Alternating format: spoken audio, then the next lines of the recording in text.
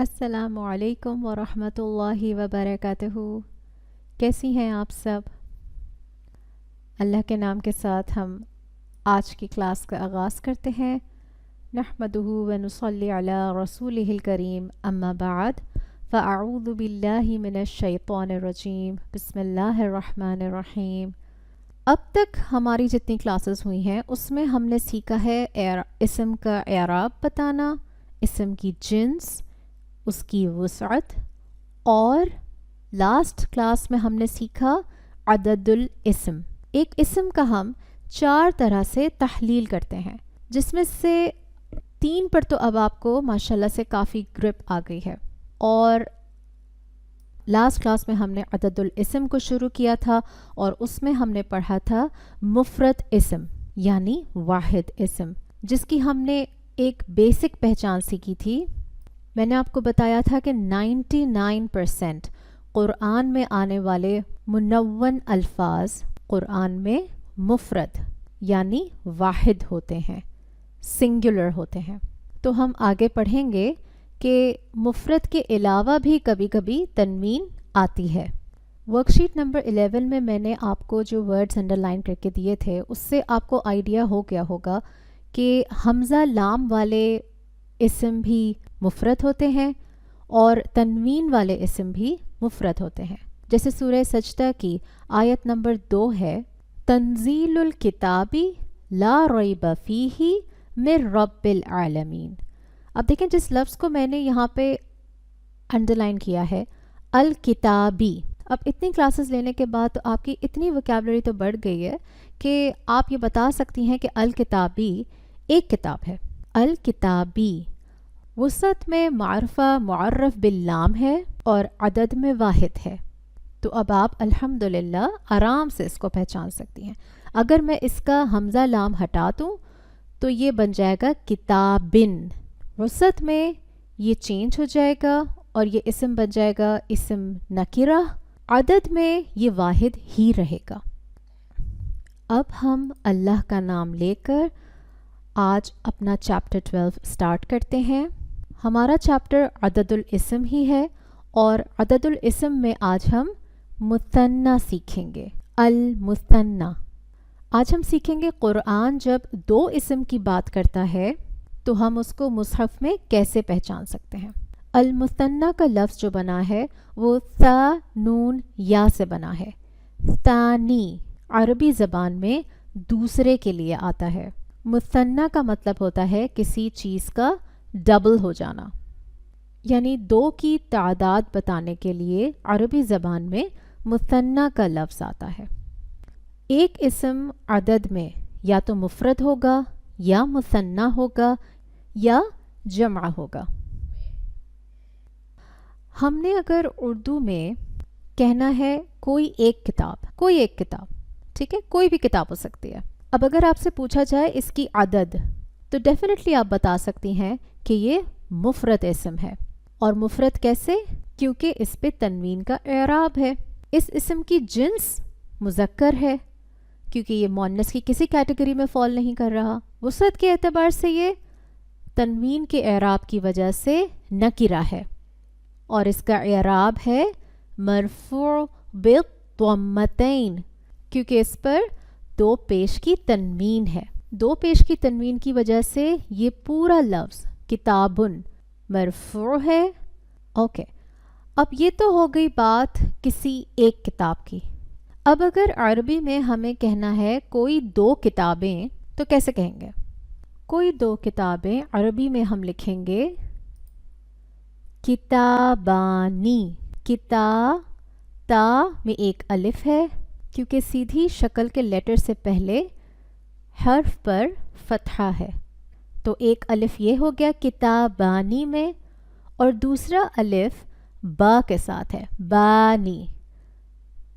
اس الف سے پہلے بھی جو حرف ہے اس پر حرکت ہے زبر کی، فتحہ کی، تو یہ دونوں تو الف ہو گئے۔ تو جب ہمیں کہنا ہے کوئی 2 کتابیں تو عربی میں ہم کہیں گے کتابانی۔ اچھا، اب آیا ہے ٹوسٹ کہانی میں۔ یہاں سے مثنیٰ کا ٹاپک بھی شروع ہو گیا کتابانی سے، اور اعراب کی ایک اور کہانی سٹارٹ ہو گئی ہے۔ اب تک جو ہم نے اعراب سیکھے ہیں، مرفوع بالضمہ، مرفوع بالضمتین، منصوب بالفتحہ، منصوب بالفتحتین، مجرور بالکسرہ اور مجرور بالکسرتین، یہ سب اعراب بالحرکہ کی کیٹیگری میں آتے ہیں۔ آپ کو یاد ہوگا شروع میں ہم نے پڑھا تھا کہ اعراب دو طرح کے ہوتے ہیں، اعراب بالحرکہ اور اعراب بالحروف۔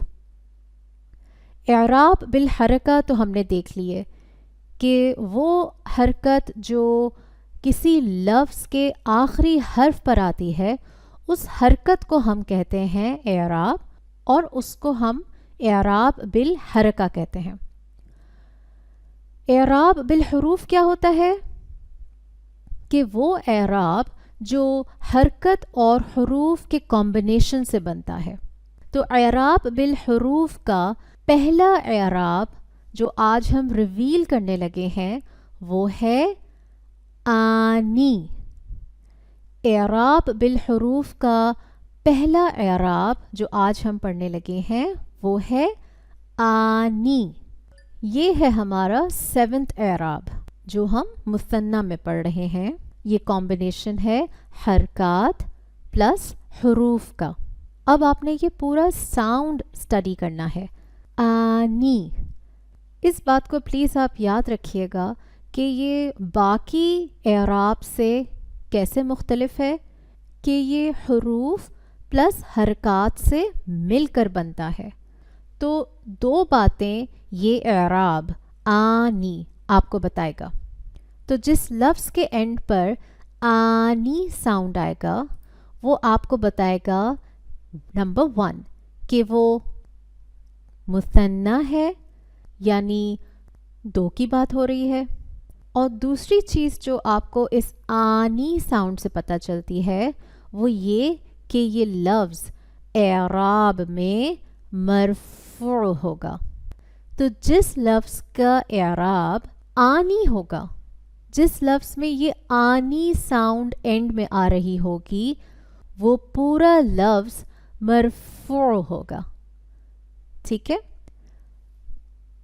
اعراب بالحروف میں آپ کو لاسٹ لیٹر کی حرکت نہیں دیکھنی ہے اعراب بتانے کے لیے، بلکہ آپ اس ساؤنڈ کو اب ڈھونڈیں گی۔ جب آپ اپنے مصحف میں کوئی مثنیٰ اسم ڈھونڈیں گی تو آپ آنی ساؤنڈ کو ڈھونڈیں گی کہ وہ لفظ جس کے اینڈ میں یہ آنی ساؤنڈ آ رہی ہوگی وہ عدد الاسم میں مثنیٰ ہوگا، اور اس کا اعراب مرفوع بالآنی ہوگا۔ ٹھیک ہے؟ ابھی میں آپ کو اس کی پریکٹس بھی انشاءاللہ کرواتی ہوں۔ ہم نے جیسے کہ دیکھا کہ کوئی دو کتابیں عربی میں کیسے کہتے ہیں؟ کتابانی۔ یہاں پہ ہمیں آنی ساؤنڈ مل گئی۔ ٹھیک ہے؟ یہ جو آپ کو یہ بلینک سپیس ہے، یہاں پہ کوئی بھی حرف آ سکتا ہے، اس کے اوپر فتحہ ہونا ضروری ہے، اور نون، یہ جو آنی ساؤنڈ ہے اس میں نون کے ساتھ کسرہ ہونا ضروری ہے، یعنی کہ آنی، کتابانی، آنی ساؤنڈ اینڈ میں آنا ضروری ہے۔ تب وہ اسم بھی ہوگا، عدد میں وہ مثنیٰ ہوگا، جنس میں وہ مذکر ہوگا کیونکہ ہے تو کتاب ہی، کتابانی، اور کتاب یا کتابن مذکر ہے، مؤنث کی کسی کیٹیگری میں نہیں آتی۔ کتابانی کی وسعت اگر پوچھی جائے تو آپ دیکھیں گے کہ کتابانی میں حمزہ لام نہیں ہے، تو یہ سیدھا سیدھا وسعت میں نکرہ کی کیٹیگری میں آ جائے گا۔ اوکے، اور جب آپ سے اس کا اعراب پوچھا جائے گا کتابانی کا تو آپ کہیں گی مرفوع بالآنی۔ اوکے، یہی ہجے لکھنی ہے، پلیز اس کو آپ نوٹ کر لیجئے۔ اگر آپ سے کسی مثنیٰ اسم کا تحلیل کرنے کے لیے کہا جائے ورک شیٹ میں تو آپ نے اس کا اعراب مجرور بالکسرہ نہیں لکھنا کہ آپ کہیں کہ یہ اس میں آخری حرف کی جو حرکت ہے وہ زیر ہے، کسرہ ہے، تو اس لیے ہم نے اس کو مجرور بالکسرہ لکھ دیا. نو.